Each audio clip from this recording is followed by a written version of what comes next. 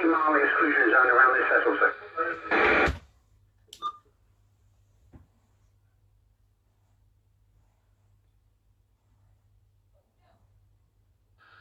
Captain, the steering test, leaving again, sir.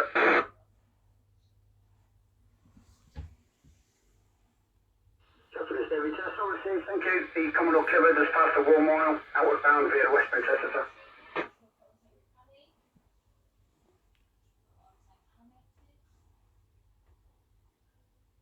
Over tonight.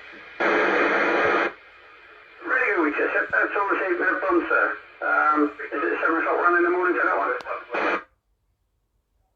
Yeah, the first sailing will be at 7 o'clock, cruise just after 6. That's all received, no problem, sir, thank you. We've got the Grand Ruby, just completed swing in the middle swing, ground approaching them, pierhead there, outward bound. Yeah, that's all received. We'll keep, when we do get going, keep close to town, key out this way.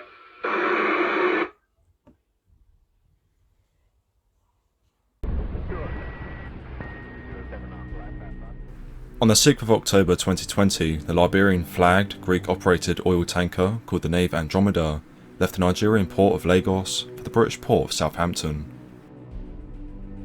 With a crew of 22, the tanker sailed around the coast of West Africa and north to the English Channel, where at some point on this route, the crew became aware of 7 men who had illegally boarded the vessel when it was docked in Lagos. On entering the English Channel, the situation on the vessel remained tense until the morning of the 25th of October, when the 7 men became hostile and aggressive towards the crew, prompting the captain of the Nave Andromeda to send out a call for help. Sir, the stories go outside.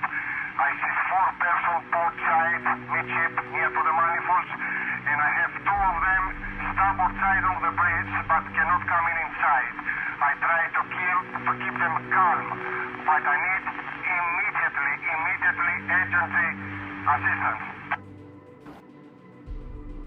Responding to the Mayday signal, Hampshire Police commented, "At 10:04 AM today, concerns were raised to police for the welfare of the crew on board the Nave Andromeda, a vessel situated approximately 6 miles off the coast of Bembridge, the Isle of Wight.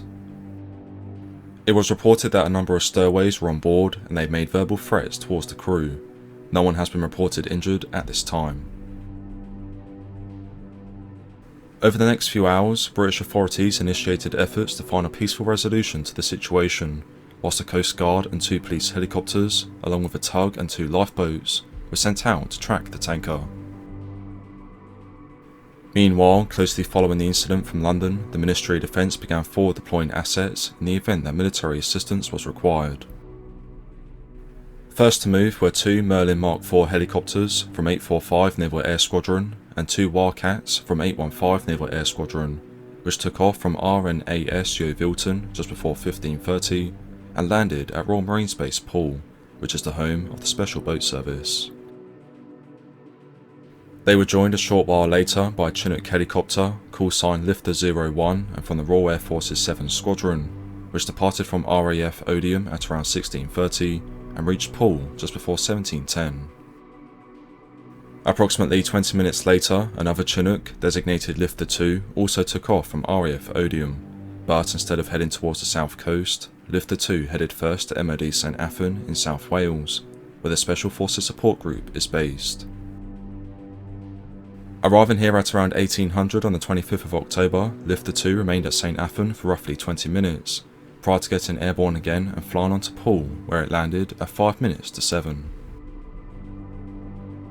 In the meantime, developments have been taking place on board the Nave Andromeda, where its erratic movements throughout the early afternoon had led authorities to suspect that the crew had lost all control over the vessel.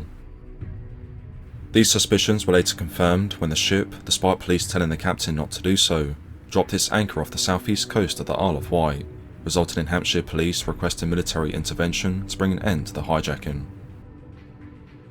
In response to a police request, the Defence Secretary Ben Wallace and Home Secretary Priti Patel authorised armed forces personnel to board a ship in the English Channel and safeguard life and secure a ship that was subject to suspected hijacking.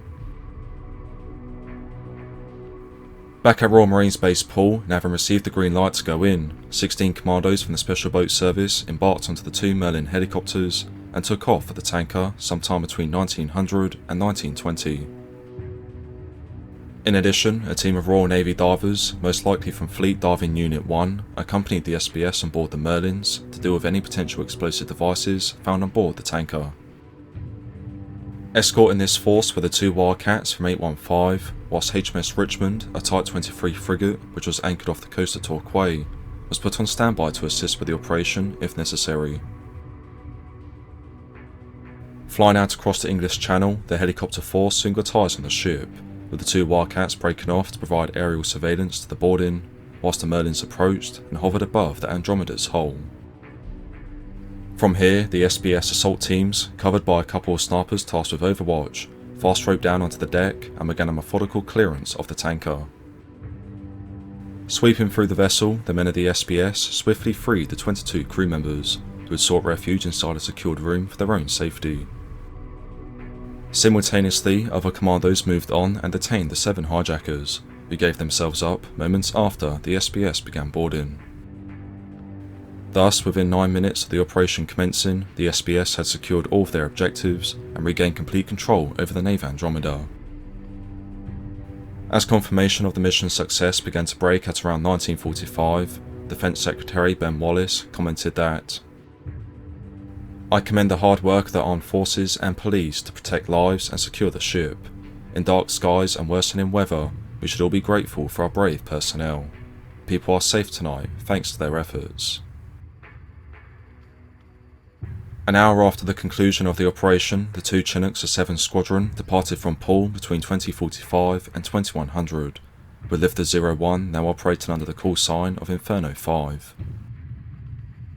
Interestingly, Lifter 2 didn't go straight back to RAF Odiham, returning first to MOD St Athan, possibly indicating that the Special Forces Support Group were involved in the operation in some capacity, although this is just a matter of speculation and has not been officially confirmed.